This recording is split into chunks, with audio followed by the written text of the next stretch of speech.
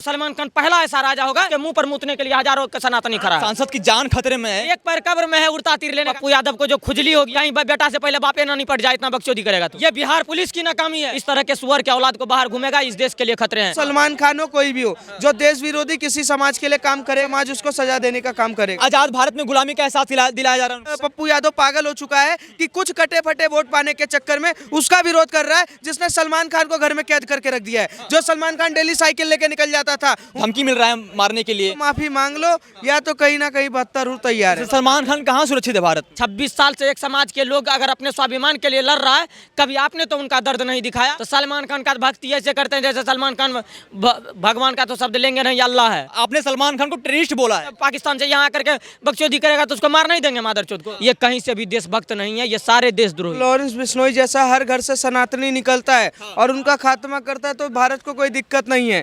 पप्पू यादव जिसका सपोर्ट कर रहे हैं सलमान खान का, वो कोई दूध से धुला हुआ व्यक्ति नहीं है। उसने कई लोगों का करियर खराब किया है, कहीं ना कहीं देश का छवि बिगाड़ने का काम किया है, कहीं ना कहीं उन आतंकवादी दाऊद जैसे सरगना के गैंग में शामिल भी रहा है। और देश को ये मतलब नहीं है कि कहीं सलमान खान मारा जा रहा है तो कहीं बाबा सिद्दीकी मारा जा रहा है। हमें मतलब यह है कि लॉरेंस बिश्नोई के गैंग ने पन्नू को भी मारने का काम किया। खालिस्तान के जो आका घूम रहे कनाडा में, कहीं ना कहीं उनको टपकाने का काम किया। हम तो बस चाहते हैं कि लॉरेंस बिश्नोई जैसा हर घर से एक सनातनी निकले, चाहे लॉरेंस बिश्नोई बने, चाहे छत्रपति शिवाजी बने, चाहे महाराणा प्रताप बने, चाहे कोई भी बने, पर अपने धर्म की रक्षा के लिए वो अडिग और हमेशा खड़ा रहे, क्योंकि धर्म सबसे पहले होता है। सवाल यहाँ पे ही उठ रहा है कि आप किसे आतंकवादी कह रहे हैं? सलमान खान को आप आतंकवादी कह रहे हैं, या बाबा सिद्दीकी को आप आतंकवादी कह रहे हैं, या पप्पू यादव को आप आतंकवादी कह रहे हैं? सर मैं उनको आतंकवादी कह रहा हूँ जिनके साथ जो कोई खड़ा होता है। आतंकवादी वो नहीं होता कि आतंकवादी के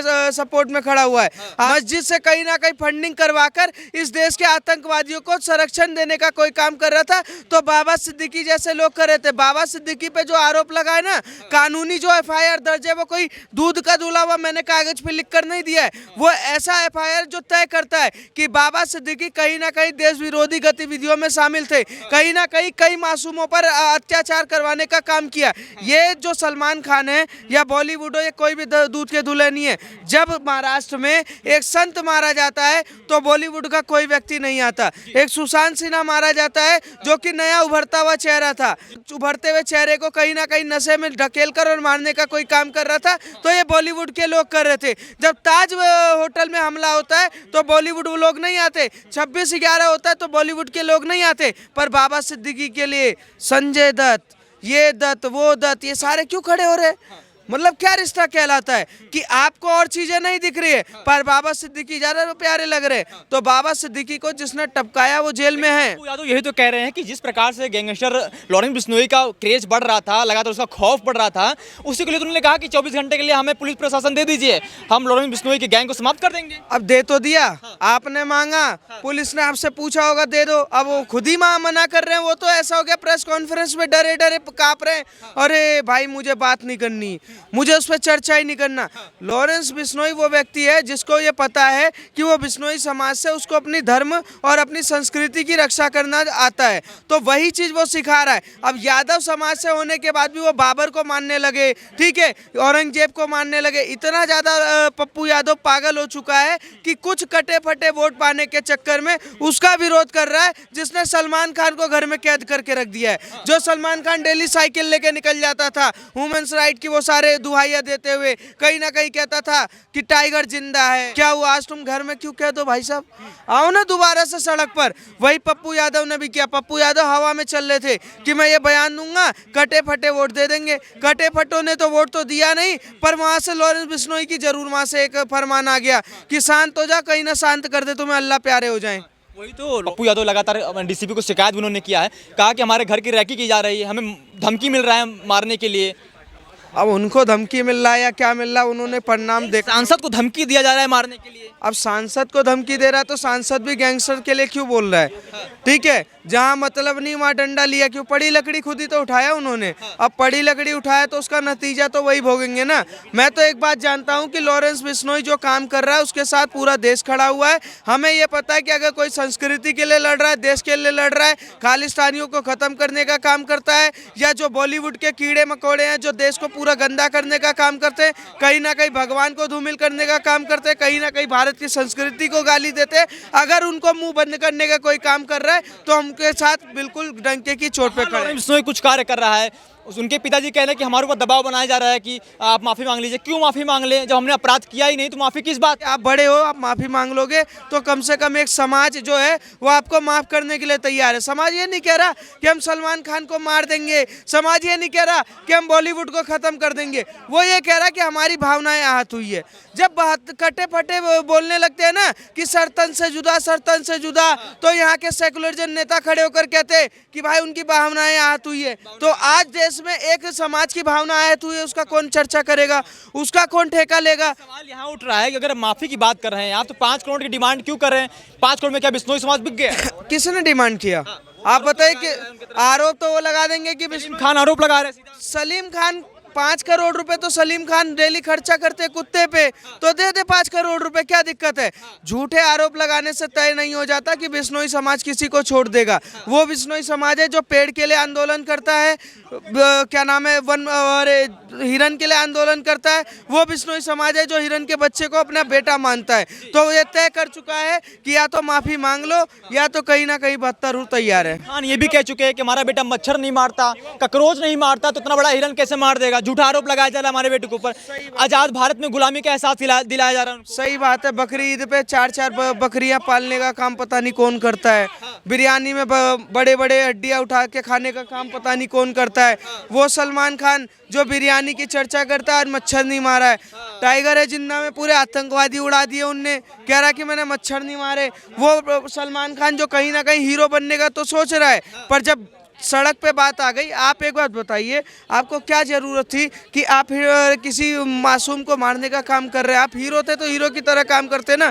आप बाबा सिद्दीकी के लिए रो रहे हो, पर आप संतों के लिए नहीं रोए, 26/11 के लिए नहीं रोए। मैं तो सीधा सीधा जानता हूँ, सलमान खान हो कोई भी हो, जो देश विरोधी किसी समाज के लिए काम करेगा तो कहीं ना कहीं कानून या समाज उसको सजा देने का काम करेगा। सलमान खान को नहीं पता था बिश्नोई समाज इसका पूजा करता है काले हिरन का, तो बड़ा दिल करके बिश्नोई समाज को ही माफ कर देना चाहिए। तो माफी मांग लेना चाहिए। अरे इतने 54-55 साल की उम्र हो गई है, बुढ़ा थोड़ी ना गए हैं भाई। ऐसे बॉडी बना के चलते, ऐसे ऐसे करके जोश में, तो कम से कम माफी मांगने में क्या दिक्कत है? आप बिना सिक्योरिटी मैं कह रहा हूँ पूरी महाराष्ट्र पुलिस को लेके साथ में आके माफी मांग के चले जाओ। क्या सवाल यही उठ रहा है कि बॉलीवुड के राजा कैसे किसी गैंगस्टर के सामने झुक सकता है? बॉलीवुड का राजा है या बॉलीवुड का फिदस्सी है, वो तो कमरे में तय हो गया जिस दिन से वो शीशे के सामने भी नहीं जा रहा। वो मैं कह रहा हूँ जब से लॉरेंस बिश्नोई की तरफ से जरा सा हवाई लगा है ना, वो खुद अपना चेहरा नहीं देख पा रहा। तो सलमान खान ये तय करके बैठा हुआ है, या तो माफी मांग ले या तो फिर जो होगा वो अल्लाह जानते हैं। फारूक भी अब माफी मांग चुके हैं, मुनव्वर फारूकी भी अब माफी मांग चुके हैं, तो क्या लगता है माफ कर देगा हिंदू समाज? नहीं, हिंदू समाज तो देखो बिल्कुल माफ नहीं करेगा। हम तो कहेंगे कि माफी तब देंगे जब अल्लाह के नाम पर वो 2-4 चुटकुले हमें सुना देगा। क्या नाम है आपका? शिवम मिश्रा। शिवम जी, पप्पू यादव को लगातार लॉरेंस बिश्नोई धमकी दे रहा है, उनके घर का रैकिंग हो रहा है, क्या कहेंगे? अब तो उन्होंने डीसीपी को कंप्लेंट भी दर्ज करवाया है कि हमारे घर की रैकी हो रही है, हमें धमकियां लगातार मिल रही है मारने के लिए। अगर सलमान खान के मैटर में अगर पप्पू यादव बोलेगा तो पप्पू यादव का वही हाल होगा जो बाबा सिद्दीकी का होगा। देखिए, किसी भी इंसान को मर्यादा में रहना चाहिए, औकात से बाहर नहीं उड़ना चाहिए, और उड़ता तीर तो गलती से भी नहीं लेना चाहिए। तो पप्पू यादव को जो खुजली हो गया है उड़ता तीर होने का, उड़ता तीर जो लेने का खुजली हो गया पप्पू यादव को, तो ये उड़ता तीर ऐसे घुसेगा पिछवाड़े में कि पता नहीं कहाँ से निकलेगा। ये लोग जो अपने आप को बहुत बड़े बड़े गैंग, और आपने कहा कि सलमान खान बॉलीवुड के राजा हैं, सबसे पहले तो राजा शब्द का अपमान मत करिए, क्योंकि इस देश में ऐसे भी राजा हुए थे जिसने अपने स्वाभिमान, अपने धर्म के लिए मुगल को पैंट में मुता दिया था। और आप ऐसे सलमान खान जैसे हिजड़े और छक्के टेररिस्ट लोगों को राजा बता रहे हैं। और अगर सलमान खान राजा है तो सलमान खान पहला ऐसा राजा होगा जो घर से बाहर तो निकल जाए, उसको थूकने के लिए, उसके मुंह पर मूतने के लिए हजारों का सनातनी खड़ा है। लेकिन विवाद यही खड़ा होगा, आपने सलमान खान को टेररिस्ट बोला है। सलमान खान को टेररिस्ट नहीं बोलेंगे। जो इस देश के समाज में नग्नता फैला रहा है, इस देश के युवाओं को शराब के नशे में झोंक रहा है, किंग फिशर का प्रचार कर रहा है, किंग फिशर का ब्रांड एम्बेसडर बन रहा है, केसर पान मसाले का ये कर रहा है, सास बहू में लड़ाई एकता कपूर को मिल करके लगवा रहा है, तो वो टेररिस्ट ही है इस देश के लिए। और क्या है, देशभक्त तो हो नहीं सकता है। को उनकी बुराइयां पता है लेकिन उनकी अच्छाइयां नहीं पता है। सलमान खान को टेररिस्ट बताने का रीजन आप देखिए, आए दिन के जम्मू कश्मीर में हमले करते हैं पाकिस्तान, ये जिहादी कौम के लोग, पाकिस्तान के लोग, लेकिन सलमान खान बजरंगी भाईजान बना करके क्या साबित करना चाहते हैं, मुझे ये बताइए आप, कि हम आपको यहाँ से वहाँ तक छोड़ देंगे, अब वहाँ से यहाँ अरे मार देंगे, वहाँ से पाकिस्तान से यहाँ करके बकचोदी करेगा तो उसको मार नहीं देंगे मादरचोद को। बात का हिसाब है। क्या कहेंगे पप्पू यादव पे, क्या कहेंगे? लगातार पप्पू यादव अब हमारे सांसद भी हैं, सांसद की जान खतरे में है। देखिए, पप्पू यादव को तो पुलिस अभी तक अरेस्ट नहीं की है, ये बिहार पुलिस की नाकामी है।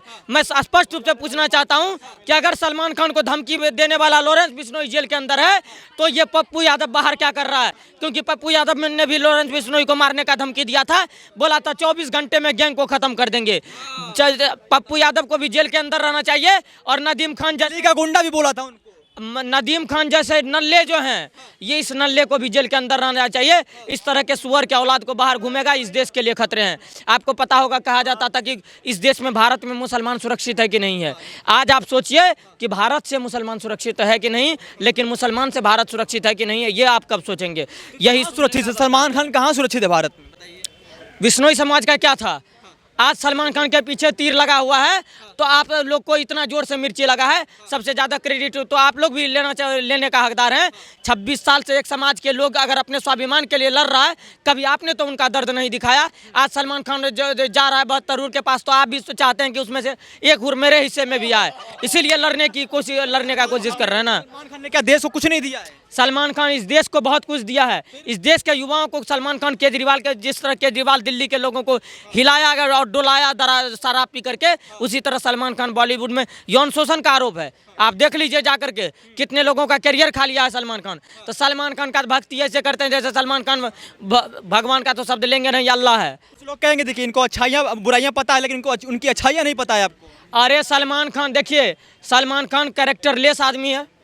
सलमान खान को कहता है कि वातावरण से प्यार है। हम तो सुने थे इससे पहले कि सलमान को माधुरी से प्यार था, सलमान को कैटरीना से प्यार था, सलमान को ऐश्वर्या से प्यार था। सलमान को प्राकृतिक से प्यार कब हो गया?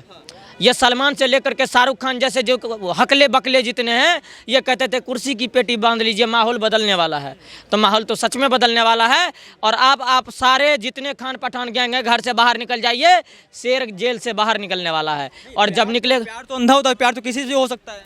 देखिए, प्यार तो अंधा होता है, यही अंधा प्यार लॉरेंस बिश्नोई कर रहे हैं अपने समाज के जीव जंतु से लेकर के हिरन तक को, और प्राकृतिक से भी।